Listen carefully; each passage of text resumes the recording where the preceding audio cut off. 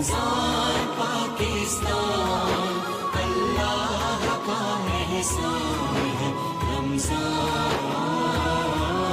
پاکستان۔ ناظرین آپ کو لیے چلتے ہیں، ہمارے آپ کے ہم سب کے انتہائی قابل احترام، بہت ہی ماشاءاللہ خوبصورت گفتگو کرتے ہیں۔ کمال ایک تو یہ کہ ان کی باتوں میں اسباق بہت ہوتے ہیں اور ہمیں موٹیویٹ بھی کرتے ہیں، ہمیں بتاتے بھی ہیں کہ کہاں کہاں اصلاح ہماری ہونی چاہیے، اور ساتھ ساتھ جو قرآن اور سنت کی روشنی میں ماشاءاللہ ہمیں جو وظائف بتلاتے ہیں وہ یقیناً آپ سننا چاہتے ہیں۔ جناب آغا منہاج صاحب المعروف آغا جی ہمارے ساتھ موجود ہیں۔ آغا صاحب السلام علیکم۔ وعلیکم السلام ورحمۃ اللہ وبرکاتہ۔ کیسے مزاج ہیں آپ کے؟ الحمدللہ، دیکھ رہے ہیں آپ کو کس طرح سے آپ ماشاءاللہ کبھی قیمہ تیار ہوتا ہوا دیکھتے ہیں، کبھی آپ جوس بنواتے ہیں، کبھی پروٹین شیک بنواتے ہیں۔ دیکھیں وہ کسی نے کہا تھا، وہ ایک کوئی پتہ ایک ڈش تھی کہ دم کا قیمہ، میں نے کہا وہ دم کا قیمہ کم، بم کا قیمہ زیادہ نظر آتا ہے وہ، تو اس وقت مجھے یہی لگ رہا تھا بالکل ایسا کہ اتنا زبردست بنایا انہوں نے۔ اچھا ماشاءاللہ بڑی پروفیشنل، بہت ماشاءاللہ ماشاءاللہ، اچھا محبت سے بناتی ہے، ماشاءاللہ، درود شریف پڑھتے ہوئے کام کرتی ہے ماشاءاللہ۔ ایسا ہی بالکل ہے، میں دیکھ رہا ہوں، اس میں کوئی دوسری رائے نہیں۔ اچھا اب آئیے جی، آغاز کرتے ہیں سب سے پہلے خواب سے۔ آغا صاحب خواب ہے کہ خواب میں بچوں کو قرآن پڑھا رہا ہوں اور مسجد مدرسے میں طالب علموں کی بڑی تعداد ہے، اس میں جنات بچے بھی مجھ سے قرآن پڑھ رہے ہیں اور مسجد میں جنات کو قرآن پڑھا رہا ہوں، یہ مطلب وہ دیکھ رہے ہیں بنیادی طور پہ، بتائیے ذرا اس کی تعریف۔ اعوذ باللہ من الشیطان الرجیم، بسم اللہ الرحمن الرحیم۔ اللہم صلی علی سیدنا و مولانا محمد صلاۃ تنجینا بہا من جمیع الاحوال والآفات وتبدیلنا بہا جمیع الحاجات وتطہرنا بہا من جمیع السیئات وترفعنا بہا عندک اعلی الدرجات وتبلغنا بہا اقصی الغایات من جمیع الخیرات فی الحیاۃ و بعد الممات انک علی کل شیء قدیر۔ یہ ہے درود تنجینا، اور اس کے بارے میں روایتیں اس طرح روایتوں میں آتا ہے کہ ایک مرتبہ ایک بزرگ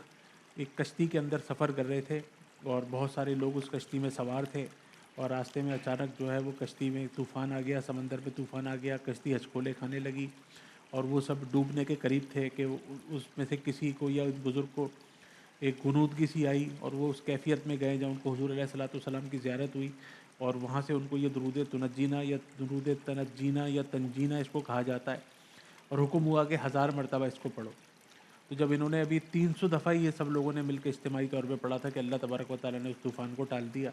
اور وہ کشتی امن میں آ گئی اور یہ لوگ سب کنارے پہ پہنچ گئے۔ پوری دنیا کے اندر یہ درود تنجینا بہت مشہور ہے، عرب سے لے کے عجم تک کوئی یہ جو بھی مسلمان ہے، چاہے وہ کسی بھی فقہ کا ہو، کسی بھی مسلک کا ہو، کسی بھی مذہب کا ہو، درود تنجینا کی افادیت سے انکار نہیں کر سکتا، اور یہ درود پاک بھی ہے اور اس کے اندر دعا بھی ہے۔ اور آپ ماشاءاللہ کوئی آپ کے گھر کے اندر ایسا شخص نہیں ہوگا، خاص طور پر آپ کی نانی، آپ کی دادی، آپ کی پھپھی، آپ کے گھر کی وہ جو خواتین ہیں، جو بزرگ خواتین ہیں یا بزرگ، تو وہ یہ کہیں کہ درود تنجینا سے مجھے اختلاف ہے۔ درود تنجینا میں اللہ تبارک و تعالیٰ نے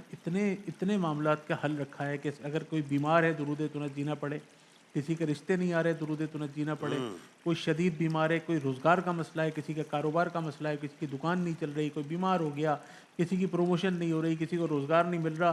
کوئی بہت گھر میں لڑائی جھگڑے معاملات ہیں، لیکن اس کو پڑھنے کے طریقے بھی کوئی خاص نہیں ہے، اٹھتے بیٹھتے چلتے پھرتے بھی پڑھا جا سکتا ہے، لیکن اگر ادب کے ساتھ درود تنجینا پڑھا جائے، مثال کے طور پہ ایک نشست میں سارے گھر والے بیٹھے، کوئی نماز جیسے مغرب کی پڑھ لی یا عشاء کی پڑھ لی، اس کے بعد 10 12 5 6 گھر میں جتنے بھی لوگ ہیں بیٹھ جائیں، آنکھیں بند کر کے بیت اللہ کا تصور کر کے، گنبد خضرا کا تصور کر کے، مواضع شریف کا تصور کر کے، اور اپنا کوئی ایک مقصد لے کے کہ یا رب العزت ہمارے گھر میں کوئی بیمار ہے تو اس کی بیماری سے شفا یابی ہو جائے، گھر میں اگر خدا نخواستہ کوئی ٹینشن ہے تو وہ مسئلہ حل ہو جائے، کوئی بیمار ہے، کسی کو روزگار کا مسئلہ ہے، جو بھی مسئلہ ذہن میں رکھ کے فوکس کر کے اس کو آنکھیں بند کر کے پڑھا جائے، کیونکہ یہ پوری دعا ہے، پوری دعا ہے، اس کے اندر بہت مختصر سے درود شریف ہے اور یہ پوری دعا ہے۔ تو انشاءاللہ میں نے خود بھی دیکھا ہے، عمل بھی کیا، اور بہت سارے میں نے جن لوگوں کو درود تنجینا پڑھتے ہوئے دیکھا ہے وہ ہمیشہ کامیاب ہیں ماشاءاللہ۔ ہر کامیاب آدمی کی میں نے جس سے پوچھا کہ یار آپ کی کامیابی کے پیچھے، تو ماشاءاللہ کہتے ہیں نماز بھی پڑھتا ہوں الحمدللہ، صدقہ خیرات بھی دیکھتا ہوں، لیکن میں درود تنجینا پڑھتا ہوں۔ کس طرح سے پڑھتا ہوں؟ کوئی کہتا ہے میں اٹھتے بیٹھتے چلتے پھرتے پڑھتا ہوں، کوئی کہتا ہے ہر نماز کے بعد 21 دفعہ، کوئی کہتا ہے رات کو سونے سے پہلے ایک تسبیح پڑھتا ہوں، برسوں برس سے پڑھتا ہوں، 20 25 30 40 سال سے پڑھ رہا ہوں۔ تو یہ درود تنجینا اس رمضان المبارک میں اگر آپ پڑھنا روزانہ شروع کر دیں تو ابھی الحمدللہ آدھا رمضان تو ہمارے پاس ہے ہی، الحمدللہ آدھا رمضان تو الحمدللہ ہے، اور یہ جیسے جیسے رمضان گزرتا جا رہا ہے یہ نوک کرتا ہوا جا رہا ہے کہ دیکھ لو میں جا رہا ہوں،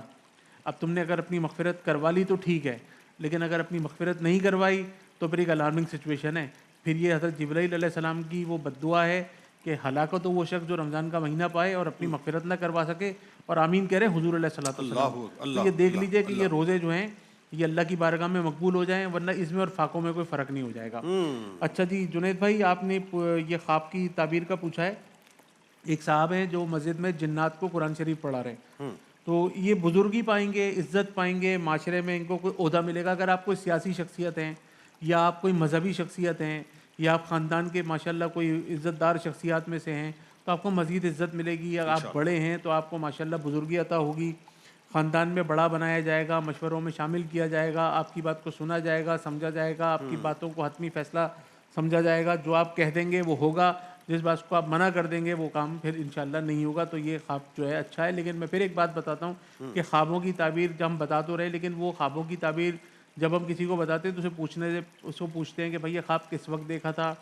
فجر سے پہلے دیکھا تعبیر اور ہے، فجر کے بعد دیکھا تو تعبیر اور ہے۔ اگر آپ نے کوئی برا خواب دیکھا تو اٹھتے کے ساتھ ہی الٹے ہاتھ کی طرف 3 دفعہ دھتکارنا ہے، 3 دفعہ لا حول ولا قوت الا باللہ، 3 دفعہ درود پاک پڑھنا ہے۔ اور اگر کوئی اچھا خواب دیکھا، برا بھی دیکھیں تو صدقہ ضرور دیں، اور اچھا خواب دیکھیں تب بھی صدقہ تو ضرور دینا چاہیے۔ تو آپ کے لیے یہ خواب بہت اچھا ہے، لیکن صدقہ ضرور دیجیے گا۔ انشاءاللہ اور کم سے کم ایک بھوکے کو صدقے کا کھانا تو روزانہ کھلانا ہی چاہیے۔ اور آج کل سحر و افطار کے اندر تو ضرور کسی کو، خاص طور پہ اپنے جو لوائقین ہیں ان کو شریک کیجیے، ان لوگوں کو بھی کیجیے، لیکن جو آپ کے 12 مہینے کی خدمت کرنے والے لوگ ہیں، جو آپ کے لوائقین ہیں، آپ کے پڑوسی ہیں، آپ کے دوست احباب، آپ کے رشتہ دار، سب کو اپنی سحر میں، افطار میں، راشن میں ضرور شریک کیجیے گا انشاءاللہ جی۔ اسلام آباد سے سوال ہے جی کہ زبان میں لقنت ہے،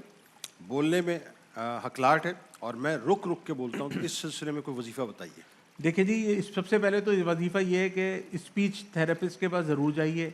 جو اسپیچ تھراپی کے جو بھی معاملات ہیں کسی ڈاکٹر کو دکھائیے۔ آج کل الحمدللہ اتنے اچھے اسپیچ تھراپسٹ ہیں، تو ان کے پاس سے دوائیاں لے کے ان کی وہ اس طرح کی پریکٹس آپ کو کرواتے ہیں کہ وہ اسپیچ تھراپی سے آپ کا یہ زبان کی لکنت کا مسئلہ جو ہے وہ حل ہو جاتا ہے۔ زبان ہکلاتی ہے، تتلاتی ہے۔ دوسری بات، اگر کوئی چھالیاں کھاتے ہیں یا سپاری کھاتے ہیں یا کوئی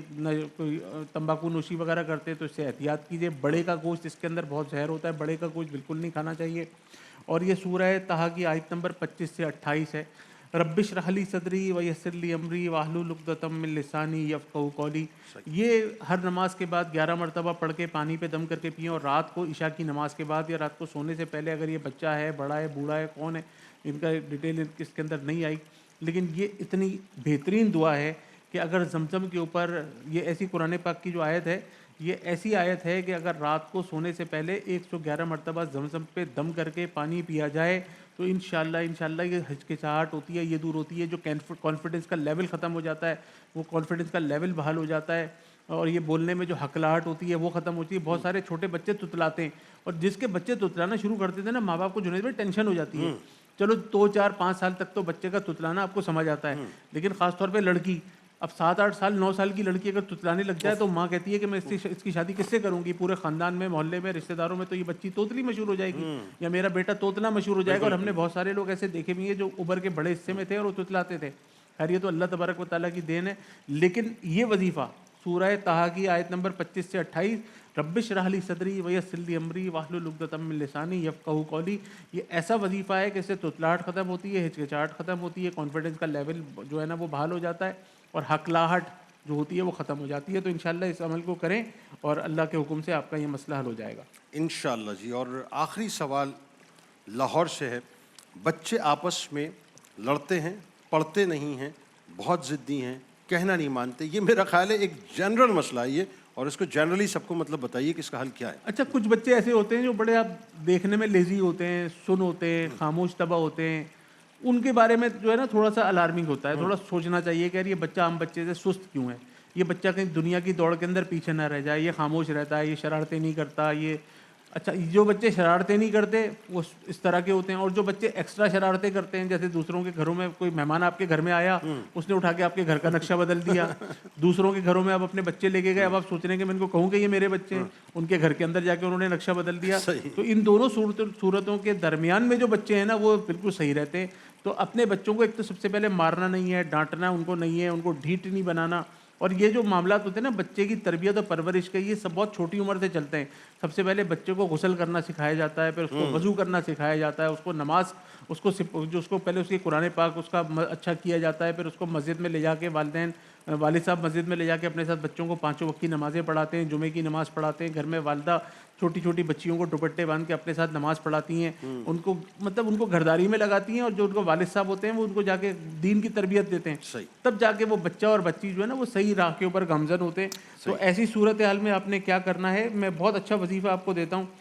آپ کو ہر نماز کے بعد سورہ فاتحہ 1 مرتبہ، آیت الکرسی 1 مرتبہ، اور سورہ بقرہ کی آخری 2 آیات لکھ لیجئے. سورہ فاتحہ 1 مرتبہ، آیت الکرسی 1 مرتبہ، سورہ بقرہ کی آخری 2، سورہ مومنون کی آخری 4، سورہ حشر کی آخری 3،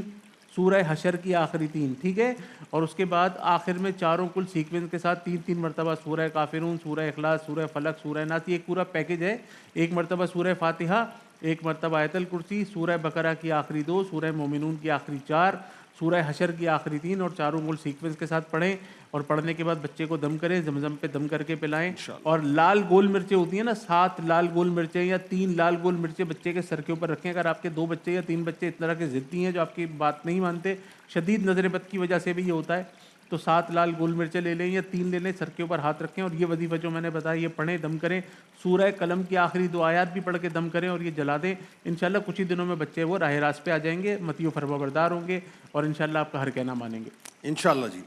بہت شکریہ آغا صاحب، آپ تشریف لائے. ناظرین ہمارے ساتھ جڑے رہیے، ایک مختصر سا وقفہ ہے اور لوٹ کے انشاءاللہ علم کے موتیوں میں علماء کرام سے گفتگو ہوگی. اور گفتگو کس موضوع پر؟ کہ آج عشق رسول صلی اللہ علیہ وآلہ وسلم پہ بات ہوگی.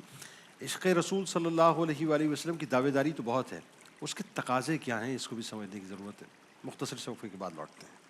رمضان پاکستان